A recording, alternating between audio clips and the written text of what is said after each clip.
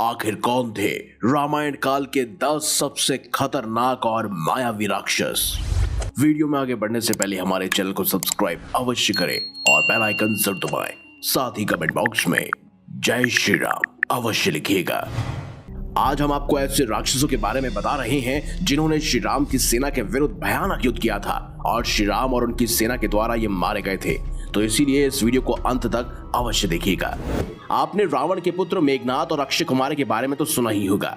मायावी राक्षस नरांतक और देवांतक भी रावण के ही पुत्र थे, जो अति बलशाली होने के साथ साथ कई अस्त्रों शस्त्रों के ज्ञाता थे।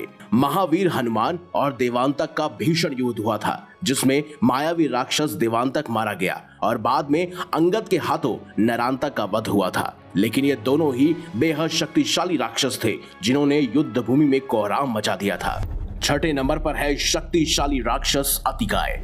राक्षस अतिकाय रावण की पत्नी विंध्यामालिनी का पुत्र था। उसने ब्रह्मा जी से अनेक वरदान प्राप्त किए थे। जब वह रणभूमि में गया तो वानर सेना उसे देखकर यह समझ गई कि कुंभकर्ण फिर से जिंदा होकर आ गया। ये सोचकर श्री राम की सेना भयभीत होकर भागने लगी थी। अतिकाय राक्षसों में सिंह के समान पराक्रमी था, जिसे देखकर भगवान श्री राम भी आश्चर्य पड़ गए थे। वाल्मीकि रामायण में वर्णन मिलता है कि अतिकाय केवल बलवान ही नहीं बल्कि बहुत ही बुद्धिमान भी था, लेकिन अंत में वो भी लक्ष्मण के हाथों मारा गया था। अब बात करते हैं 5वें नंबर पर मौजूद चतुर राक्षस अकपमन। राक्षस अकपमन लंका के प्रमुख वीरों में से एक था। वो संपूर्ण अस्त्र शस्त्रों का ज्ञाता और कई मायावी शक्तियों को जानने वाला था।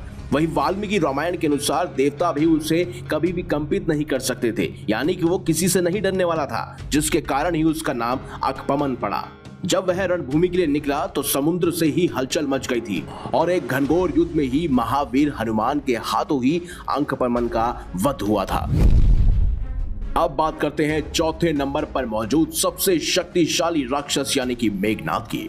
राक्षस मेघनाद राक्षस कुल का सबसे वीर योद्धा था। वो लंकापति रावण और महारानी मंदोदरी का पुत्र था। जन्म के साथ उसने मेघ के साथ गर्जना की, जिसे देखकर सभी लंकावासी डर गए। इसीलिए लंकापति रावण ने खुद उसका नाम मेघनाद रखा था।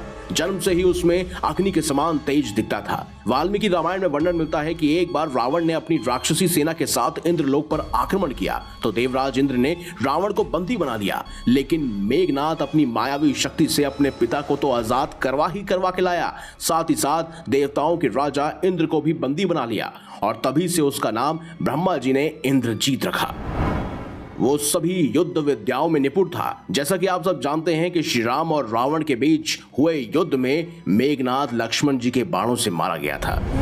अब बात करते हैं 3रे नंबर पर मौजूद रावण के शक्तिशाली मामा मारीच की।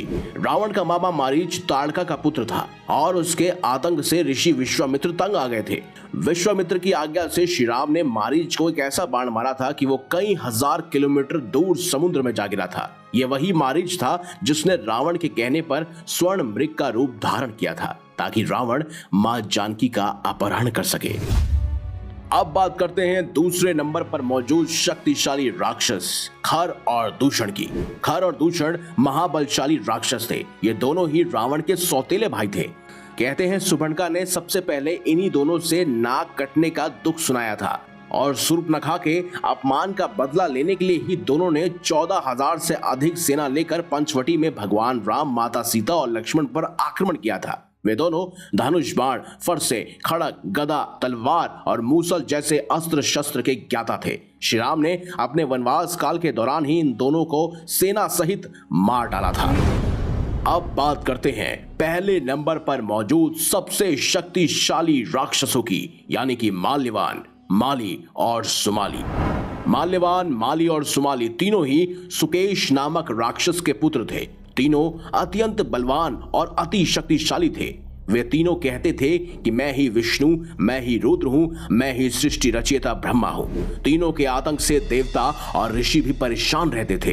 रामायण में वर्णित कथा के अनुसार भगवान विष्णु से इनका युद्ध हुआ था और भगवान विष्णु ने अपने पराक्रम से इन तीनों को ही लंका से भागने के लिए मजबूर कर दिया था। ये तीनों बेहद ही शक्तिशाली थे और आगे चलकर इन्हीं के वंश में स्वयं रावण, कुंभकर्ण, मेघनाद जैसे महाशूरवीर और प्रतापी, मायावी और बलशाली राक्षस उत्पन्न हुए। आपका इन सभी राक्षसों के बारे में क्या मानना है कमेंट बॉक्स में हमें अवश्य बताएं। अगर आपको ये वीडियो अच्छी लगी है तो इसे लाइक कीजिए, हमारे चैनल को सब्सक्राइब कीजिए और ज्यादा से ज्यादा शेयर भी कीजिए।